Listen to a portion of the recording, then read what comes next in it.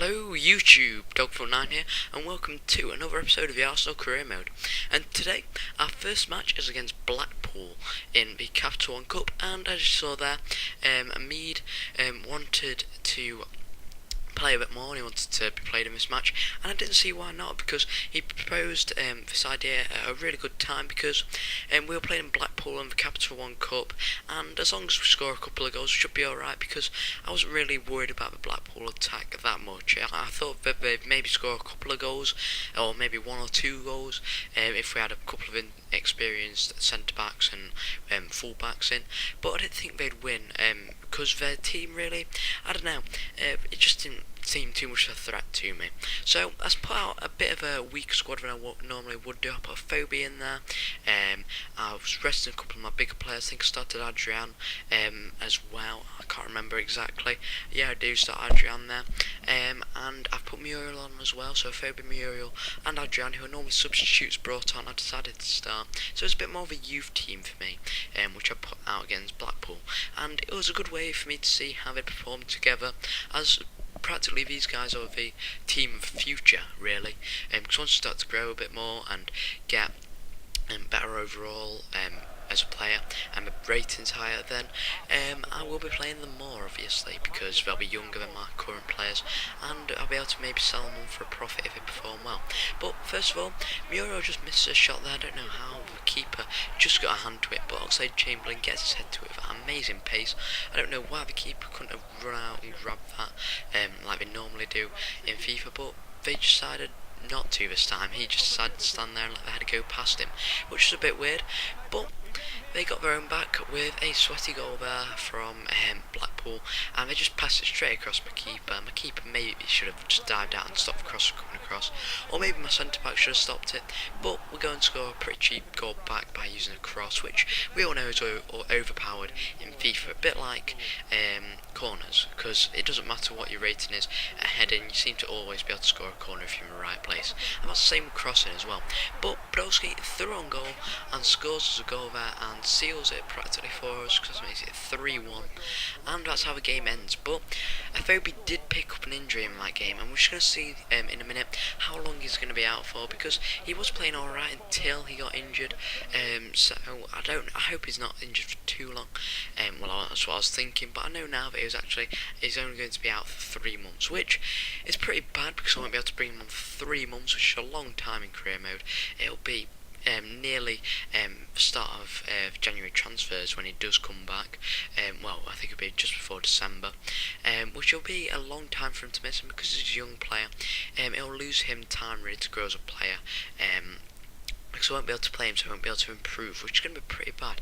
And also I won't be able to train either, so I won't be able to improve in any real way, really.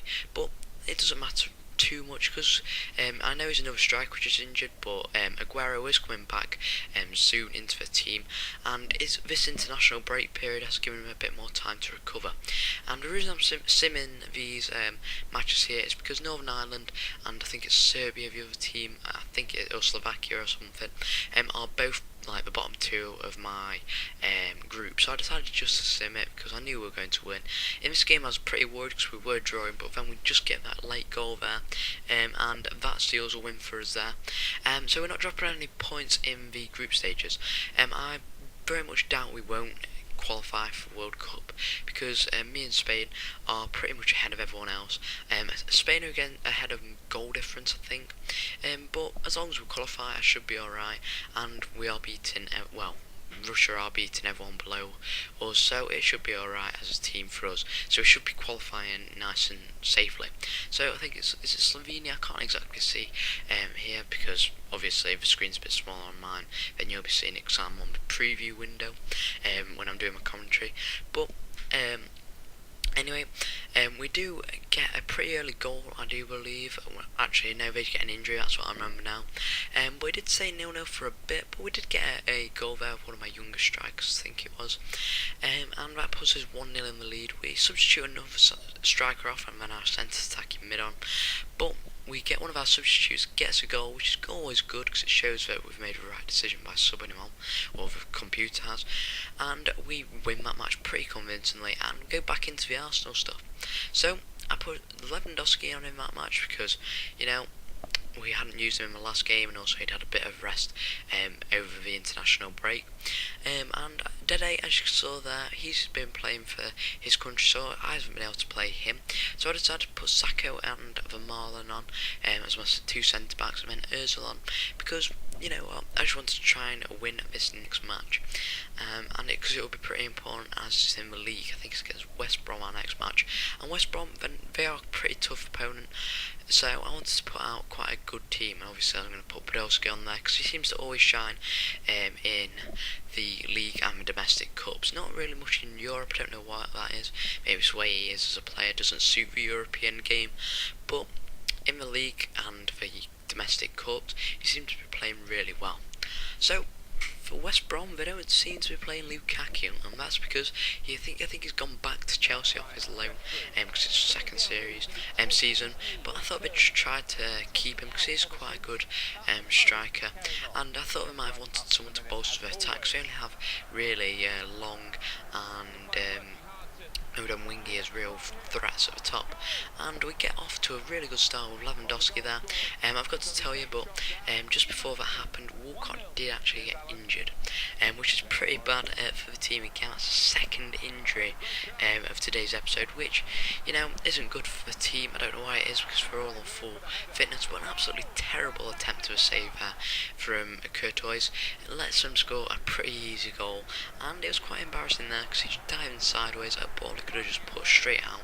But you know, FIFA sometimes does do that to you, and a bit of work, nice work, dribbling work there from on the edge of the box by Podolski, puts it through to Lewandowski, who blasts it into the bottom right hand corner. So from there it did kind of go back downhill, and from there back heel puts Shane Long through and they score, and then straight away from kick-off, a terrible touch there from my centre back, and Long scores. And then this time I thought we were going to score again, but luckily we get the ball back. Lewandowski puts it through to Podolski, and Ozil's in there to support him in the middle. And because I had a sweaty goal scored against me, I decided to level the odds with the computer.